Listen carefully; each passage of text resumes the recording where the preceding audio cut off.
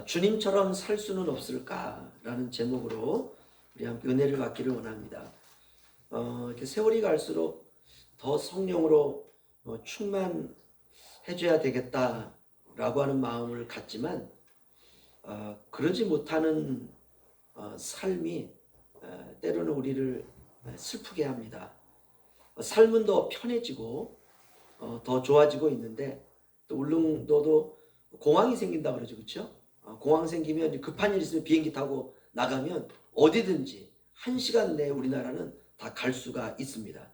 이렇게 우리의 삶은 더 좋아지고 편해지고 있는데 간절함은 사라지고 있는 것 같습니다. 우리가 조금 불편하고 힘들 때 오히려 영혼이 더 맑아지는 것을 느끼게 됩니다. 울릉도 일주도로를 이렇게 운전하다 보면 터널을 만나게 되는데요. 터널을 만날 때마다 제 마음속에서 이런 질문을 합니다. 터널이 생기기 전에는 어떻게 사셨을까? 터널이 어떤 거는 뭐 한 5m 되는 것도 있고요. 또 어떤 거는 바위 덩어리만 지나면 바로 그냥 다음 도로가 나오는데 바위가 딱 가로막혀 있어가지고 요 동네에서 저 동네로 가는데 이 바위가 뚫리지 않았을 때는 어떻게 사셨을까? 배 타고 다녔을까? 산을 넘어갔을까?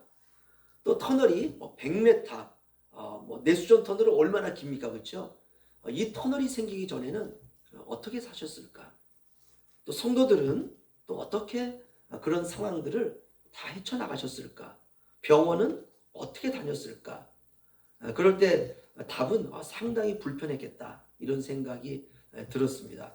육지에서는 굉장히 쉬운 삶이, 육지에서는 굉장히 쉬운 길들이 너무 힘들고 너무 불편했지만 그러나 되돌아보면 기도하셨을 것 같다. 이 먼 거리를 아이 들쳐업고 병원까지 가는데 여기서 도동까지 가려면 얼마나 걸릴까요? 기도하시면서 눈물 흘리시면서 그럼에도 불구하고 지금보다 더 마음은 행복했을 것 같다. 이런 여러 가지 많은 생각을 하게 되었습니다. 우리가 영성이 깊어지면 우리 속에서 솟아나는 질문이 오늘 제목과 같은 질문입니다. 주님처럼 살 수는 없을까? 주님의 일생은 십자가였죠. 다른 사람을 위해서 자신을 희생하고 우리는 그거는 죽었다 깨도 못합니다. 우리 주님의 삶을 보면 정말 다른 사람을 사랑하는 삶이 있잖아요. 주님의 얼굴에 침을 뱉고 주님을 때리고 주님의 수염을 잡아 뽑고 주님의 머리에 가시관을 씌우고 주님을 조롱하고 하는 사람들을 주님께서 사랑하시는 모습을 보면 내가 저렇게 살 수 있을까? 죽었다 깨나도 못 삽니다. 우리는 이렇게 주님의 삶을 하나하나 뜯어보면서 그러면 주님처럼 살 수 있는 삶이 어디 있을까? 주님이 이런 말씀을 하셨습니다. 공중에 새도 둥지가 있고 여우도 굴이 있지만 인자는 머리 둘 곳이 없도다. 주님은 그렇게 사셨거든요. 그렇다면 나는 내가 살고 있는 집을 다 팔아치우고 그저 옷 한 벌 가지고 내가 평생을 그냥 거렁뱅이처럼 내가 그렇게 살 수 있을까? 죽었다 깨나도 그거는 안 되죠. 주님이 아침, 점심, 저녁을 꼬박꼬박 챙겨 드셨을까? 저처럼 간식도 챙겨 드셨을까? 그러지 않으셨을 것 같아요. 그러니까 한 가지 의식주의 모든 삶으로부터 시작해서 주님이 이 땅을 살아가셨던 사람들을 대하셨던 모든 것들을 살펴보면 주님처럼 살 수 있는 게 한 가지도 없는 것입니다. 그러나 오늘 말씀을 준비하면서 주님처럼 살 수 있는 길이 있지 않을까? 그래서 그 꿈을 꾸어봅니다. 그래서 오늘 한 가지, 제가 발견한 한 가지를 여러분과 함께 나누기를 원합니다. 주님이 사셨던 수천, 수만 그 어마어마한 삶의 모습 가운데 딱 한 가지, 이것만은 할 수 있을 것 같다라는 생각이 들었습니다. 오늘 요한복음 17장은 예수님의 기도입니다. 특별히 오늘 우리가 읽은 본문은 제자들을 위한 기도입니다. 예수님은 이 세상을 떠나서 하나님의 나라로 가시기에 앞서서 남겨진 제자들을 위해서 기도하고 있습니다. 이제까지는 예수님이 제자들의 방패막이었어요. 누군가 제자들을 해코지 하려고 하면 예수님이 막아섰습니다. 어떤 위급한 일이 있으면 예수님이 해결해 주셨어요. 이제까지는 예수님께서 제자들을 이끄셨습니다. 바다 건너가자, 저 산으로 가자, 저 집으로 가자, 이 길로 걸어가자. 예수님이 리더였습니다. 이제까지는 제자들이 필요한 것들을 예수님께서 직접 챙겨주셨습니다. 먹을 것이 없으면 오병이어의 기적을 일으키고, 먹을 것이 없으면 칠병이어의 기적을 일으키고, 바다에 풍랑이 일어나면 파도를 잔잔케 하고, 제자들이 배가 고프면 제자들의 그 배고픔을 해결해 주시고, 돈이 없으면 돈 문제를 해결해 주시고, 주님이 다 직접 챙겨주셨습니다. 마치 엄마 같고, 때로는 아빠 같고, 때로는 친구 같고. 그런데 이제 주님께서 제자들을 바라보니까 주님이 돌아가실 때가 되었어요. 제자들이 홀로 남겨질 때가 되었습니다. 이제까지는 육신의 눈으로 보이는 예수님을 의지하던 제자들이 앞으로는 영으로 주님을 붙들 시간이 다가오고 있습니다.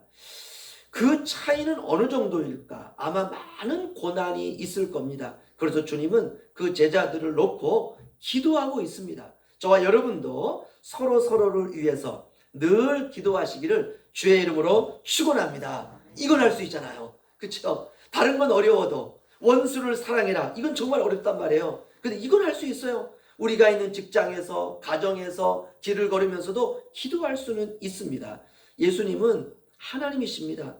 그런데 예수님이 육체로 이 세상에 사실 때 기도하셨다라고 하는 것을 우리가 기억해야 됩니다. 그 이유는 기도하지 않으면 이 세상을 살 수가 없다는 것입니다. 악한 원수마귀 사탄이 유혹하고 들끓는 이 세상에서 기도는 필수 과목입니다. 기도는 필수 사항입니다. 기도하지 않으면 시험에 듭니다. 기도는 시험에 들지 않게 하기 위한 하나님의 특별한 장치입니다. 우리가 기도가 욕심이 되고, 때로는 기도를 많이 하면 막 기도가 욕심이 되잖아요. 야, 난 저 사람보다 더 많이 기도해야 되겠다. 그렇게 되면 기도가 욕심이 되고, 기도가 정욕이 되고, 기도가 나의 유익을 구하는 것으로 전락하게 됩니다. 이것이 바로 오늘날 기도의 타락입니다. 성도들의 기도가 대부분 이런 것들 수준에 머물러 있습니다.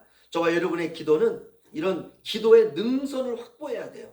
기도의 교두보를 확보해야 됩니다. 우리가 아무리 바빠도 기도의 능선을 확보하고 있어야 돼요. 가정의 가장은 정말 바쁘고 힘들고 직장 생활하고 가정에 돌아오면 지칠 때가 많습니다. 그럼에도 불구하고 기도의 능선을 확보해야 돼요. 왜냐? 가정을 지켜야 되기 때문에 그렇습니다. 또 아내들도 그렇습니다. 우리가 가정일, 직장일, 여러 가지 반일 얼마나 많습니까? 그럼에도 불구하고 기도의 교두보를 확보하는 것입니다. 그래야 거룩한 회복이 일어날 수가 있습니다. 오늘날 사탄이 성도들의 기도를 세상의 부귀, 영화에 초점을 맞추도록 조종하고 있습니다. 그러다 보니까 세상은 위대해 보이고 하나님은 초라해 보일 때가 있습니다.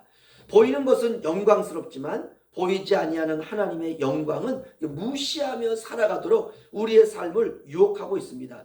과연 이런 시대에 희망은 있을까? 오늘날 하나님이 원하시는 기도, 사탄의 진영을 무너뜨리는 이런 기도가 시작될 필요가 있습니다. 그런데 이런 기도는 교회들마다 보면은 이런 기도를 할 때 굉장히 요란합니다. 정말 굉장히 무슨 전쟁이 일어난 것 같아요. 그러나 오늘 우리가 말씀을 보면 그렇게 요란하지가 않다는 것입니다. 하나님이 원하시는 기도, 사탄의 진영을 무너뜨리는 기도는 그렇게 요란하지가 않습니다. 우리의 기도는 우리의 중심이 하나님의 방향과 일치하면 됩니다. 하나님의 뜻을 구하는 기도이면 됩니다. 오늘 예수님의 기도를 보면 예수님의 기도가 그렇습니다. 북치고 장구치고 소리 지르고 이런 요란함이 아닙니다. 예수님은 홀로 기도하고 있어요. 누구 하나 주님에게 기도한다고 환호를 보내지 않습니다. 하늘에서 성부 하나님은 들으시고 육체로 오신 성자 하나님은 기도하고 있습니다. 단지 그거예요. 그런데 이 기도가 강력한 기도라는 거예요. 우리가 때때로 지치고 힘들지만 걷는 방에 문 열고 들어가서 우리가 기도한다고 누가 응원해 줍니까? 남편이 옆에서 그냥 잘한다, 내가 최고의 아내를 얻었다 이럽니까?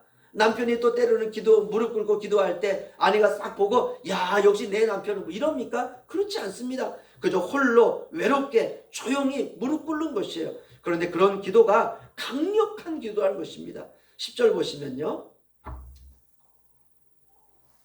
예수님의 기도는 이렇게 시작하고 있습니다. 내 것은 다 아버지의 것이요 아버지의 것은 내 것이었는데 내가 그들로 말미암아 영광을 받았나이다. 아멘. 예수님의 기도는 모든 만물이 다 하나님의 것임을 고백하고 있습니다.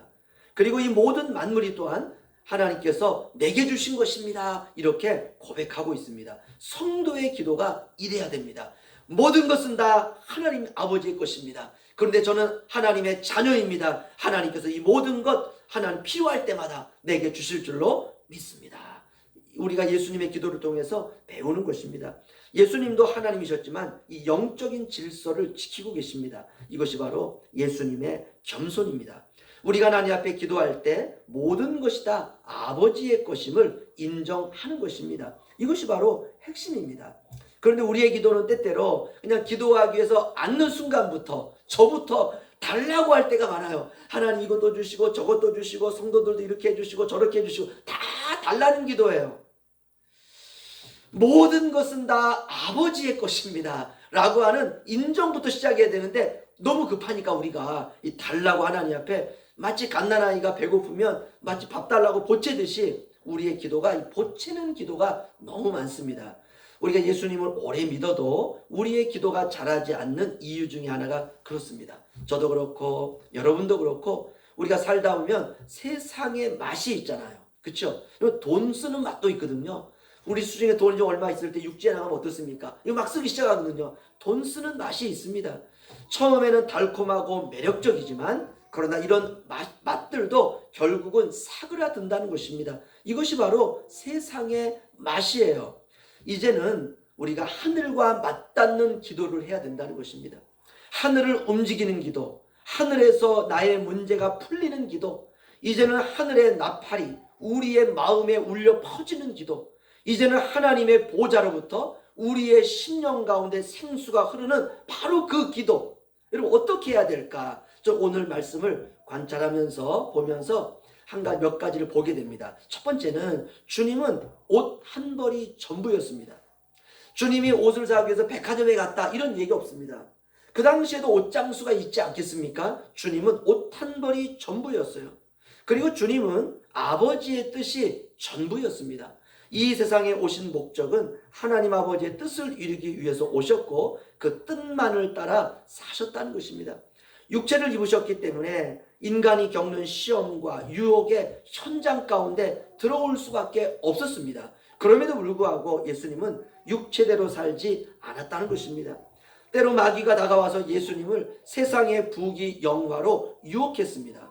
육체를 입으신 예수님을 알았기 때문에 그렇지요. 육체는 세상의 부귀 영화와 세상의 영광에 취약합니다. 하지만 예수님은 이걸 이겨냈다는 것입니다. 우리에게도 이런 영적인 능력이 필요합니다. 그렇다면 어떻게 하면 이런 영적인 능력을 얻을 수 있을까? 딱 한 가지입니다. 기도입니다.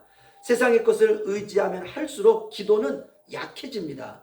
그런데 하나님만 의지할수록 기도는 깊어진다는 것입니다. 우리가 세상의 것에 신경 쓸수록 기도는 힘을 잃습니다. 하지만 세상의 것에 대한 미련이 사라질수록 기도가 깨끗해진다는 것입니다. 무엇보다도 필요한 것만큼만 있으면 자족하는 마음이 필요합니다. 우리가 늘 부족하고 가난하다는 것을 상처로 가질 것이 아니라는 것입니다. 주님은 옷 한 벌이 전부였습니다. 우리에게 이 비전과 영광과 능력이 필요한 때입니다. 우리가 가지고 있는 것을 주님과 비교하면 우리는 주님보다도 훨씬 더 많은 것을 가지고 있습니다. 우리가 철저하게 아버지의 소유를 인정하는 믿음이 필요합니다. 내 것은 사실 하나도 없지요. 아버지의 소유를 우리가 인정할 때 아버지의 소유가 저와 여러분의 것임을 비로소 알게 된다는 것입니다. 주님은 그 믿음으로 살았어요. 그리고 그 믿음이 끝까지 변치 않았다는 것입니다. 어느 시골 마을에 아주 가난한 노인이 살고 있었습니다. 그의 집에는 변변한 가구도 없었고 가진 것이라고는 낡은 성경책 한 권이 전부였습니다. 마을 사람들이 그를 보면서 안타까워서 이렇게 말합니다. 야, 저렇게 믿어서 뭐하나? 평생 가난하게 살다가 끝나는 인생 저렇게 살면 뭐하나? 그런데 이상한 것이 있었습니다. 아무것도 가진 것이 없고 낡은 성경책 한 권만 있었는데 그 노인의 얼굴에는 늘 평안이 있었어요. 누구를 만나도 웃어주었고 어려운 사람을 보면 자기가 먹을 것을 뭐 얼마 남지도 않았지만 그걸 나누어 주었습니다. 어느 날 젊은 청년이 참다 참지 못하고 이렇게 물었습니다. 할아버지, 솔직히 하나님 믿으면 뭐가 좋아요? 할아버지는 가진 것이 하나도 없잖아요. 도대체 뭐가 좋아요? 라고 묻자 노인이 조용히 웃으며 이렇게 말했습니다. 내가 가진 건 하나도 없지. 그런데 나는 잃을 것도 없어. 세상 것은 원래 내 것이 아니었거든. 청년은 이해가 되지 않았습니다. 노인은 성경책을 펴면서 다시 말했습니다. 젊을 때는 나도 세상을 붙들고 살았네. 젊을 때는 나도 돈을 붙들고 살았네. 젊을 때는 나도 사람을 붙들고 살았네. 젊을 때는 나도 명예를 붙들고 살았지. 그런데 붙들수록 두려워지더군. 잃어버릴까봐. 그리고 잠시 눈시울을 불 꺼진 채 이렇게 말했습니다. 그런데 예수님을 알고 나서 내가 깨달았네. 원래 다 하나님의 것이었다는 것을. 내 인생도, 내 시간도, 내 자식도, 내 건강도 다 맡겨진 것이었어. 청년이 조용히 듣고 있었습니다. 노인은 하늘을 바라보면서 마지막으로 이렇게 말했습니다. 그래서 이제는 편안하네. 나는 관리하는 사람이지 주인이 아니거든. 주인은 하나님이시네. 그날 이후로 청년은 평생 이 이야기를 잊지 못했다고 합니다. 저분은 가난한 사람이 아니라 하늘에 속한 사람이었구나. 오늘 주님이 기도하면서 그렇게 말합니다. 나는 하늘에 속했습니다. 나의 제자들은 하늘에 속한 제자들입니다. 두 번째는 우리의 정체성입니다. 우리 14절 말씀 우리 다 같이 읽죠. 시작. 내가 아버지의 말씀을 그들에게 주었사오매 세상이 그들을 미워하여 싸우니 이는 내가 세상에 속하지 아니함 같이 그들도 세상에 속하지 아니함으로 이남이니이다. 아멘. 주님은 세상에 속한 분이 아니었습니다. 그분은 하늘에 속한 분이었습니다. 육체는 세상에 있었지만 그분은 하늘에 속한 분이었습니다. 저와 여러분도 마찬가지입니다. 주님은 제자들을 위한 기도에서 내가 세상에 속하지 아니함 같이 그들도 세상에 속하지 아니했다고 성부 하나님께 기도하고 있습니다. 바로 그 결정적인 증거가 무엇이냐? 세상이 그리스도인들을 미워한다는 것입니다. 오늘날 교회가 세상에 너무 많이 아부하고 있습니다. 세상에 잘 보이려고 노력하고 있습니다. 목적은 하나죠. 전도입니다. 그런데 이게 도가 지나치면 교회가 세상에 굽신거린다는 데 문제가 있습니다. 주님은 오늘 우리에게 단호하게 말씀하십니다. 세상의 신자를 미워하는 것은 진리 때문이다 라고 말씀하고 있습니다. 세상에 축을 흔드는 것은 바로 하나님의 말씀입니다. 세상은 복음을 거부합니다. 그러나 교회는 복음을 증거해야 되는 것이죠. 복음은 세상의 지혜를 깨뜨리는 능력입니다. 이것이 바로 하나님의 지혜와 세상의 지혜의 근본적인 차이입니다. 결국 하나님께서 모든 것을 하나님의 영광의 방향으로 이끄실 것입니다. 주님은 오늘 우리에게 소속에 대하여 분명히 말씀하고 있습니다. 세상의 빛을 비추셨지만 주님은 세상에 속한 분이 아니었다는 것입니다. 저와 여러분도 마찬가지입니다. 그리스도인은 하늘에 속한 사람들이지 세상에 속한 자들이 아니라는 것입니다. 우리가 복음으로 인하여 당하는 고난을 우리가 그래서 자연스럽게 받아들일 수가 있다는 것입니다. 우리가 주님처럼 산다라고 하는 것은 하늘에 속한 자로 살아가는 것입니다. 이 땅에서 하늘을 걷는 것이죠. 세상에 대한 미련을 잠시 내려놓고 상대적인 것들이 사람들의 희망을 꺾고 있는 시대 아닙니까? 상대적인 영광들이 사람들의 소망과 비전을 꺾고 있습니다. 그리스도인은 절대적인 하나님의 진리를 목숨처럼 붙들고 사는 사람들입니다. 17절 제가 읽어드리면요. 마지막으로 그들을 진리로 거룩하게 하옵소서. 아버지의 말씀은 진리니이다. 아멘. 이것이 바로 예수님의 기도였습니다. 어떻게 보면 굉장히 평범하고 다 알고 있는 말씀 같습니다. 그러나 그렇지 않습니다. 진리는 변하지 않는 모든 만물의 근원입니다. 결국 우리가 붙들고 살아가야 될 것은 하나님의 말씀이라는 것이죠. 세상에 보이는 것들로 인한 중독을 우리가 털어내고 보이지 아니하시는 하나님의 말씀을 붙들고 보이는 세상에서 강력한 신자로 우리가 빛나야 되리라 믿습니다. 예수님은 오직 아버지의 말씀을 따라 사셨습니다. 그리스도인은 예수님의 본을 받아서 오직 말씀을 붙들고 우리가 기도하며 사는 것입니다. 오늘 두 가지를 말씀드렸습니다. 첫 번째는 모든 소유권을 아버지의 것으로 인정해야 된다는 삶과, 두 번째는 아버지의 말씀을 나의 모든 삶의 기준으로 여기며 기도하는 삶을 사는 인생에 대해서 말씀을 드렸습니다. 결론적으로 말씀을 드리면 우리가 주님처럼 산다라고 하는 것은 많이 가지는 삶이 아니라는 것입니다. 세상에서 크게 되는 삶도 아니라는 것입니다. 아버지의 것을 아버지의 것이라 인정하며 하늘에 속한 자로 말씀을 붙들고 예수님이 기도하신 것처럼 우리도 기도하는 그런 삶을 사는 것입니다. 하나님은 그런 사람을 통해서 이 시대에 하늘의 빛을 비추일 것입니다. 우리가 완벽하게는 아니지만 우리가 주님을 바라보면서 한 걸음씩 주님을 닮아가는 삶은 가능합니다.